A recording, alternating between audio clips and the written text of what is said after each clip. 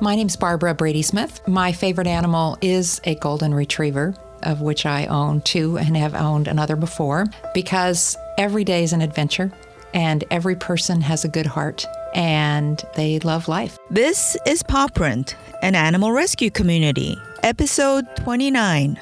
I'm Nancy Rhee. I'm Harold Rhee. Today's guest is award-winning pet photographer Barbara Brady-Smith. I first saw Barbara's work while looking at photos of rescue pets at a local shelter. If you want to learn more about Barbara Brady-Smith and her business, Share the Joy Photography, go to our show notes at thisispawprint.com/29. That's the number 29. I am a pet photographer. What that means is I photograph pets, and a pet can traditionally be the cats and dogs, which people normally think of, but I also photograph a lot of horses and bunnies and snakes and anything that a family loves. And they want to capture that animal's portrait to keep the memory of that animal alive forever. One of the sad life events is certainly if the dog is older and nearing end of life or is ill. So I do have a special session called a memory session, which is intended to capture the essence of an animal before the family loses it. The wonderful thing about those, as sad as they are, and they're typically dogs, is how the dogs rise to the challenge during that session. There have been some of them where the dogs had literally days to live and had a fantastic time. And the family has images of happy, vibrant dogs. So that certainly is one. Another are puppy sessions, so capturing the first year in the life of a dog. So they start in as soon as the family gets them, which could be anywhere between 8 and 12 weeks. And then another one, middle-aged teens, not middle-aged, but teenagers, so maybe 7 to 9 months, and then full-grown. And we try to capture at least one picture that is the same pose through the 3 different sessions, so it's really obvious the differences in the dog. No kidding. Nice. And then otherwise, it's they hear about me, they hear about the genre of pet photography, they start looking for someone to capture the relationship with their animal. And the most of it is just not a specific life event, but I want to capture what I love so much in my life. And that could be the studio classic portrait or out and about where they spend the time with their horse or their dog. How long have you been doing pet photography? 4.5 years. What did you do before that? I kind of look at this as a career number 2. I got my MBA at UC Berkeley and went into banking and was an executive vice president at Wells Fargo Bank. And I retired when I was 40 to devote my life to volunteering. And so for 10 years, I did photography, videography, and built websites for nonprofits. And I'll never forget it. One day, toward the end of this, about 10 years into it, my daughter said, "You're bored. You need a purpose in your life." And I'm like, what? So I took some time and thought about what do I love doing? I loved photography, but just certain elements of it. Absolutely loved animals, have always had cats and dogs. And so I decided maybe I can enter this niche business. So I'd had some strong photography skills, certainly not strong enough to be a professional. So I just worked really hard on that and then launched my business, kind of launched with a bang. So what was the bang? I had a contact at a local company Central Garden and Pet, that makes a lot of different products, Nylabone, Nutriderm, a ton of animal products. Yeah, and their headquarters in Walnut Creek. Yeah, that's right. Well, they needed a photographer for their annual report of photographing animals with their employees with their pets. So I made a pitch, and I think my business background really helped that, and was hired to do it, and it went extremely well, which then started the word of mouth process for me and provided almost some instant credibility for me as a professional photographer as well. I first found out about you when I was looking through shelter pictures of dogs, and I don't know if you do cats, but yeah, especially dogs. Yes. And you could tell immediately, in most cases, shelter animal photos on their websites are taken by the staff or a lot of times by fosters. It's on the day that the animal was brought into the shelter and they look really nervous. And once in a while you see a professionally taken photograph. So I noticed that, and then I went to look at the logo and it said Share the Joy Photography. My skills weren't where they needed to be before I launched my business. I knew that I not only needed to improve the photography element, but also animal handling, understanding animal behavior, understanding the signals in a dog or a cat that they've had enough. I studied with other pet photographers, many of whom were very active as well in photographing animals at rescue groups or shelters so that they would get a better photograph for their website. So early on, that became, well, duh, of course I should be doing that, not only for the learning aspect for me personally, but for the tremendous benefit it provides for the animals themselves. So the Contra Costa Humane Society was actually the first group that I called. You called them? I called them. Wow. They needed I saw the volunteer when need was a photographer. It's like, oh, okay. So that was very early on. Photographed an event for them just for fundraising purposes. But then a couple of fosters started coming to me here in my studio to photograph as well. Kind of expanded into other groups seeing my work and asking me to assist. For a short period of time, I helped ARF with their animals that were not being adopted so that they take, certainly great pictures, but they wanted something above and beyond. So I went in for a while helping them with their pets that weren't getting adopted just to give them an added touch picture.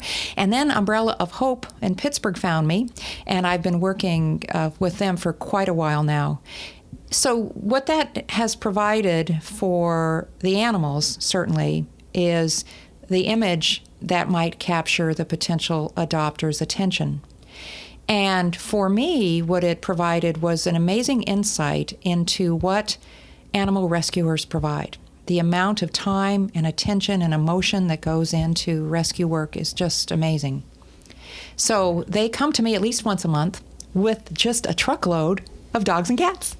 Rescue work is one intense day a month. So we'll have a couple of hours of photography, and then it's 3 to 5 hours of post-processing to get the images ready for a website. To be a good pet photographer, you have to be an animal trainer. It's hard enough to take a picture of one dog and make it look at the camera, but I see multiple dogs and they're all focused and and looking at you. Can you give us some tips? Well, what you don't see in the pictures as you're looking around the room is all the leashes these dogs are wearing. Because they've been removed in post-processing. The majority of the photographs taken inside and outside, the dogs are wearing leashes, but they're the very thin show leads, so very small, and they're very easy to remove post-processing wise. So we're looking at an image here of 7 different dogs, and 2 of them were really only these 2 needed to be on leashes, the others didn't. And in this case, they're actually up on something too, which tends to help them keep them in place. Okay. But training-wise, I view pet photography for animals as one great big reward. I want it to be a very positive experience for the dogs, so it's very happy reward based. It's when they do something great, which could just be sitting still, they get rewarded. Right. I start with trying to understand even before the dog shows up. Cats are a different story. They're just, you kind of go with the flow.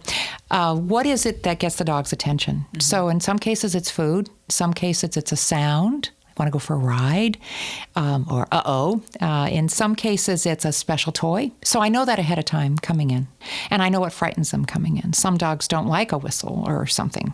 So before they even arrive, I know that.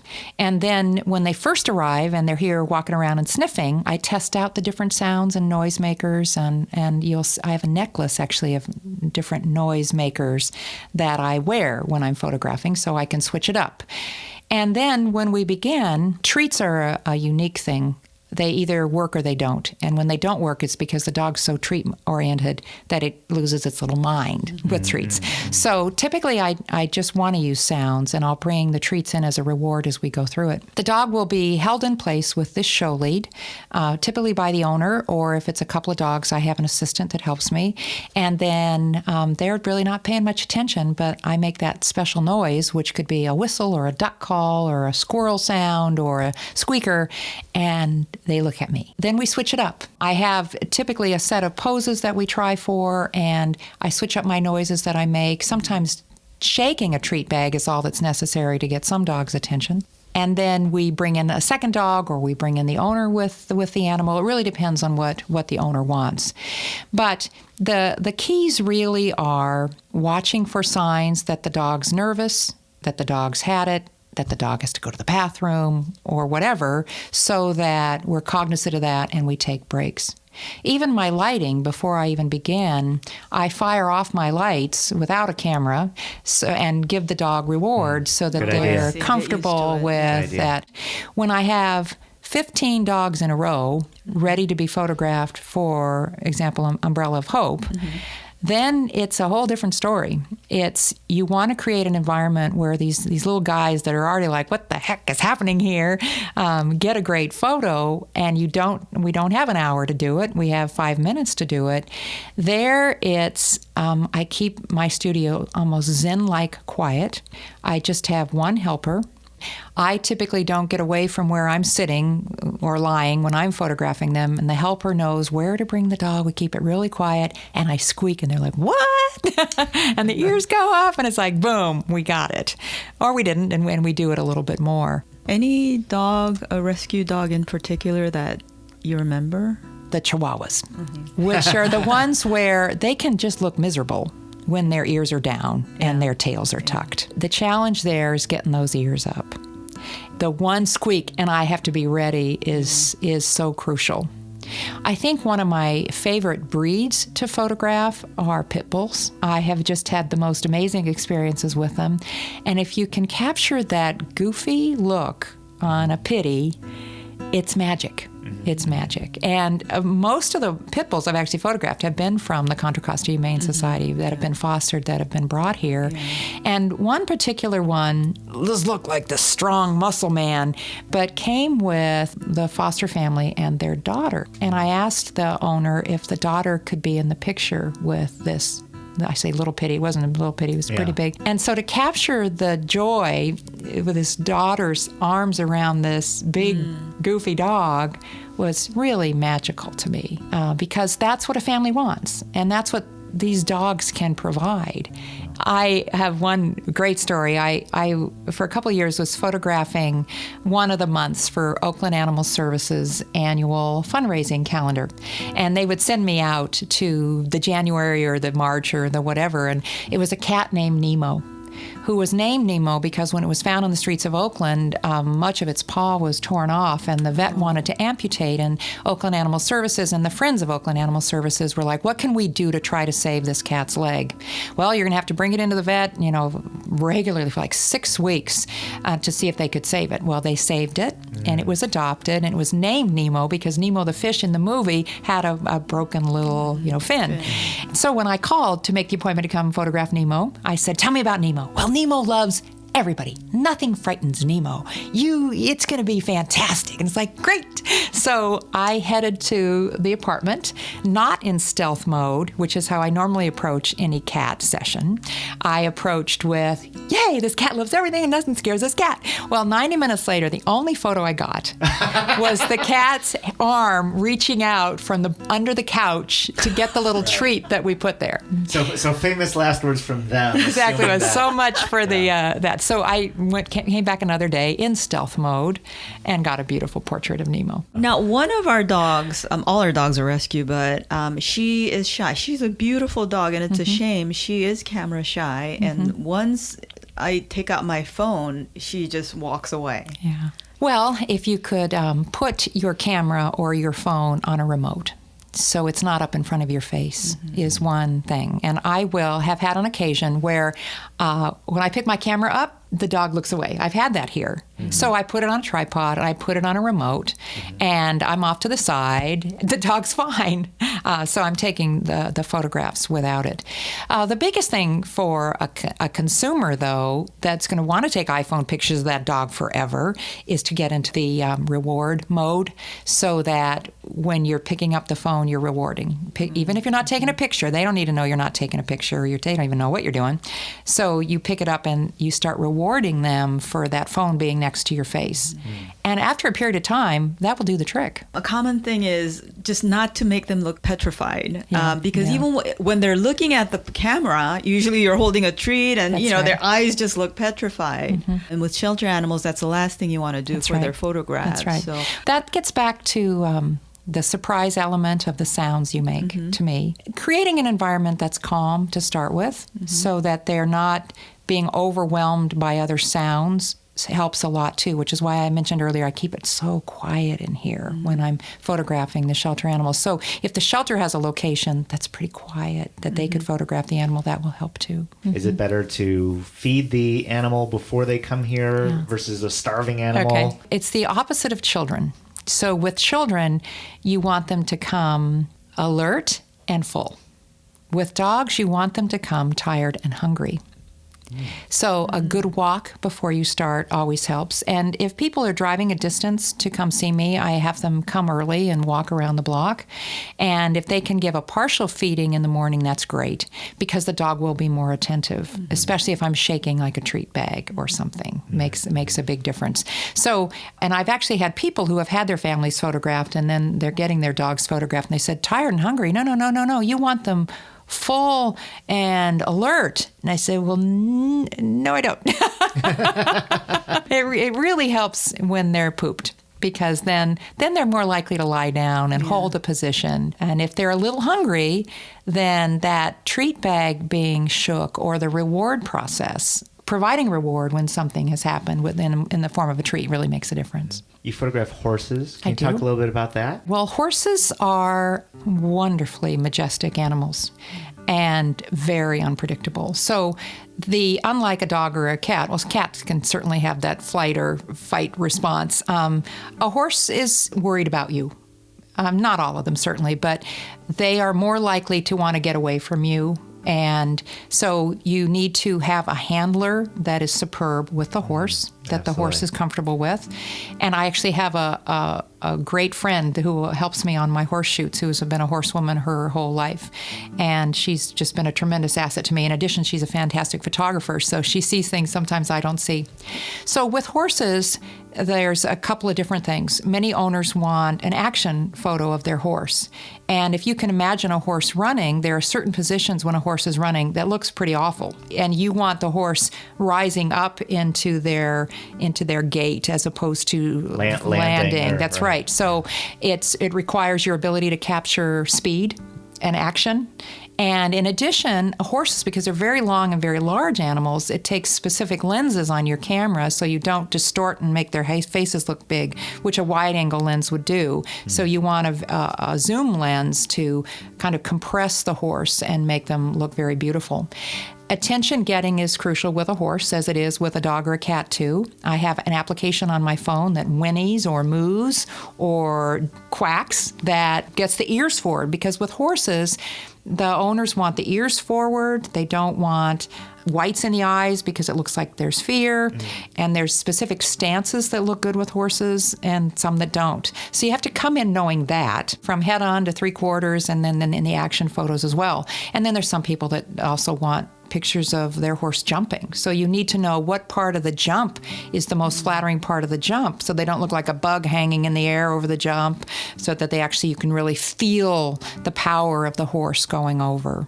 And then there's parts of the year where you just don't photograph horses at all, because all their coats are bushy and kind of crazy looking. So come the end of spring through late fall is when horse photography happens. It's one of the things I would love to talk about, a group called HeartsSpeak. This is a group that is dedicated to connecting artists and photographers with rescue groups. So I joined them right away back in like a year after I'd launched my business because I wanted to not only gain their expertise with respect to how to photograph more effectively at a shelter or at a rescue, but also it got me on a directory to organizations that were looking for photographers to help them. So that connected me, for example, with NorCal Poodle Rescue, where they were looking for someone to photograph one of their big fundraising events. And so I ended up photographing their spring gala. I set up a studio there and, raised thousands of dollars for them through that. But in addition, they had a ton of tutorials available to photographers to help with how to use studio lighting in a shelter, or how to get the attention of an animal, how to understand when you're dealing with such a stressful situation, you just have to take a break from the dog. So really early on, I just inhaled those tutorials and the different kinds of material that they provided. It's allowed me to become a better rescue photographer too. I recently had someone come observe from the Martinez shelter, observe me photographing the Umbrella of Hope animals, and I'm encouraging her to join HeartsSpeak too, because not only does it help with kind of the handling and the photography elements too, but they help a lot with what kind of gear should a shelter have on hand to do their photography. There are ways, without being a professional photographer, that an amateur photographer can do a better job, and that's what HeartSpeak's primary focus is helping animals get adopted, finding their forever homes with the help of artists, whether they're photographers or painters or sculptors. So Umbrella of Hope is a great organization, and I know that they rescue the most hard luck cases. That's right. Of animals. And they have, probably the most famous dog they rescued was called Fireman. Yes, that's right. Fireman was chemically burned and dumped over the fence at I'm pretty sure it's the Antioch shelter. The burns were so severe that it wasn't sure if it was fair to the dog to tolerate that kind of pain, or if he did have a future. And it was found that he would have a future. The challenge with Fireman, of course, was healing and having the time to heal. His outer ears needed to be amputated, and then he needed a good amount of skin care for the burns that he experienced. And Fireman is a chihuahua, so it's a small dog to begin with. That's right. Yeah. Beautiful little teeny little guy. Yeah. So when Fireman was healthy enough to be photographed, he had already earned the name Fireman. He'd been named that. And what I decided to do was build upon that thematically. So I contacted the Contra Costa Fire Department, told him what was going on. He was over in Pleasant Hill. He said, "Come on over. I'll load you up with gear." And I thought he was going to cry on the phone. He was the sweetest guy. So I get over there, and he loaned me fireman pants, a big hose, a huge axe, and a fireman helmet. So we had Fireman here and set him up on top of the hose next to the helmet. We ended up not using the axe. That was a little too intimidating. But then the great helper that comes every time with Umbrella of Hope for the photo sessions, Joe Hellman, wore the fireman pants. We got a picture of Fireman in between Joe's legs with Joe reaching down to help Fireman. So those images were used by Umbrella of Hope for two reasons. One, certainly to help with Fireman's potential adoptability, although everybody wanted to adopt Fireman. But more importantly, it was to raise awareness of what can happen with a dog that might arrive not healthy, but can be brought to health and can have a happy ending. So it was creating awareness of you don't have to adopt the perfect dog. You can create an environment where maybe not the perfect dog becomes perfect for you. So Fireman became a hashtag, ended up being adopted by a young girl who had experienced burns herself. So it was a very, very thoughtful adoption. Because of what he went through, he needed a special home for him that would understand the kinds of behavioral issues he might have and be willing to work with him. And that's certainly the case. Wow, heartbreaking just to think of it. Oh, and watch it and see it, yeah. If it's okay with you, let's rewind the clock back a little bit. Sure, Maybe talk a little bit about your childhood. Where'd you grow up? Sure. I grew up in Southern California, in Oceanside, California. My parents were both Marines and during World War II. And when they got out of the Marines, my husband still had a connection, civil service with the Marine Corps, which is right next to Oceanside, Camp Pendleton, the largest Marine Corps base. So they moved there back in the 40s. I am the youngest of 4 girls, and we always had some kind of pet in the house. Always a cat, always some kind of dog. And we had no idea what we were doing in terms of training or anything else, but just this kind of happy menagerie always existed. And then when I graduated from high school, I came to Northern California, went to school at UC Berkeley, got my undergraduate and graduate degree there, fell in love with Northern California, and never moved back. Just fell in love with it up here. And then eventually my 3 other sisters ended up here too, and my mother moved in with us as well when my dad passed away back in the 90s. Northern California became home, just really did. When I was 7 years old, I was bitten by a German Shepherd, which created this fear in me of big dogs. But my daughter hounded us for a big dog. So I talked to my vet, because I'd only had cats up to then. I said, okay, here's the deal. This is back in the 90s. I'm kind of afraid of big dogs, but my daughter really wants a big dog.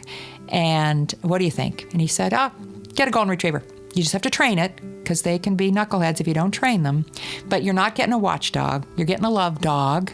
It'll be perfect for you. Well, it was. Except for that, I didn't do as much of the training as I should have, because this dog was a knucklehead in terms of eating and stealing everything she could. I got over my fear right away of dogs, large dogs. Learned more about training, learned more about the things you need to do to be a good dog owner. I graduated from Cal, went into banking, and had a very successful career, which allowed me actually to stop working and have enough money to live on at a young age. Phase 2 of my life, which as I mentioned earlier, was volunteering with nonprofits, and worked with local schools, typically where my daughter was, in one capacity or another, building websites, photographing everything, and photographing all her sports events was certainly crucial for me to be a great pet photographer, because capturing action is capturing action, whether it's a person or an animal. I decided early on the photography front that I would become a certified professional photographer, which is a certification by Professional Photographers of America, where you have to pass a very intensive exam, and in addition a portfolio review that shows you your portfolio demonstrating you have an understanding of lighting and posing, and then the test is that you really understand photography. I made that decision actually before I launched my business. I felt like I was back in college cramming for an exam for 3 months before I took the certification exam. But what it did is it forced me up my learning curve really, really fast. So I understood the photography component of it. I went to some workshops, did a lot of reading related to animal behavior, and then just practice. That's right. If you could wave a magic wand and change one thing about the state of animal rescue today, what would that be? Owner education, so that animals are neutered and spayed responsibly really early on, just to reduce the population. I would love to see that owners are educated that there are other options besides dropping your dog at a shelter if your life events changed, so that if there were more resources to help people whose financial situation has changed and they can't afford to keep a dog, that they could then be provided with food and medical care so they could keep the dog before it ends up, or the cat ends up at the shelter. How do folks find you? Whether it's your website, social media, I teach you classes teach, too. all that. 70 to 80% of my business is word of mouth, and then the other 20 is random Google searches. When someone inquires about potentially me photographing their pets, we don't just set an appointment to photograph the pets. It begins with a consultation with me, a complimentary consultation where they come here and sit where you're sitting, see a slideshow of work based on the type of animal they have, and I ask them to bring the animal with them so they can see that I can get along with their animal, and then they decide if they want to work with me or not. I'm very hands-on. It's a very time-intensive process for me. It's not what you're going to see in terms of the 10-minute session at a local pet store. I spend hours and hours with my clients, both in preparation, in the actual sessions themselves, and then in my post-processing to take an image to the point where they're very proud to have it on their wall. What's your website address? Or It's sharethejoyphotography.com. Okay. And I'm also on Facebook. I'm delighted to be in this business. And I work all over the Bay Area, all the way down to Half Moon Bay, and I've gone up to Bodega Bay, and people travel to me as well. And I try to make it an experience where when they're done, they're smiling. And both the session itself, that everybody's happy that went great. Because sometimes the hardest thing in a session is not the animal, it's the owner. Because the owner's worried that their dog's not going to behave. And the dog trainers are sometimes the worst because they get the most embarrassed if the dog isn't perfect. And I just don't care. That's my motto. It just doesn't matter. Right. That's great. And then where do you teach your classes? Here. For No the most kidding. part, right Oh, here. okay. Yeah. People just find you here. So I set the studio up as a classroom. But it really depends. So my horse photography workshops are not here. Those are done with a fellow photographer, Ann Gordon of Gordon Photography in Orinda. We are partners in a company called The Artful Animal, where we educate. That's what we do, is we educate, and we do dog workshops and horse photography workshops. So we go to the horses. My individual, the ones that I do myself, I do here, and I also teach Lightroom and Photoshop. And there's a park right down the street from here, the Lafayette Community Park, where I teach my outdoor photography because it's just this beautiful, in the middle of this city is this peaceful, tranquil, beautiful park.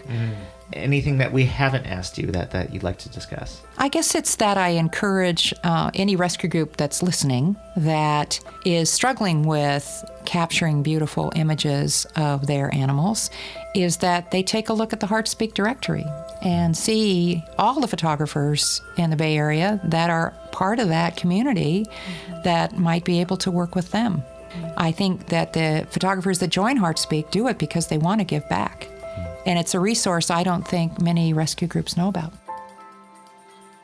Thanks to Barbara Brady-Smith for sharing her stories and her beautiful animal photography.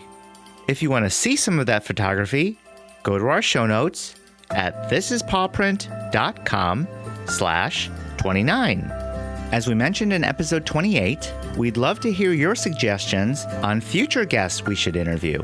Simply send your idea to thisispawprint@gmail.com, or you can go to our contact page, thisispawprint.com/contact. If you want to find me or Nancy on social media, you can find us on Facebook, Instagram, or Twitter. Look for This Is Paw Print, all one word. If you want to listen to more episodes of the Paw Print Animal Rescue podcast, you can find us on iTunes, SoundCloud, or Stitcher, along with Overcast, a podcast app for iPhones. We just want to say thank you to all of you for sharing your stories. And we want to welcome our listeners from Cincinnati, Ohio, Syracuse, New York, and Santa Clarita, California. You spread a positive message of love and peace by saving an animal. Have a great day, everyone, and see you next time on Paw Print. Paw Print is a production of EVER Education. You can't handle the truth. Woohoo!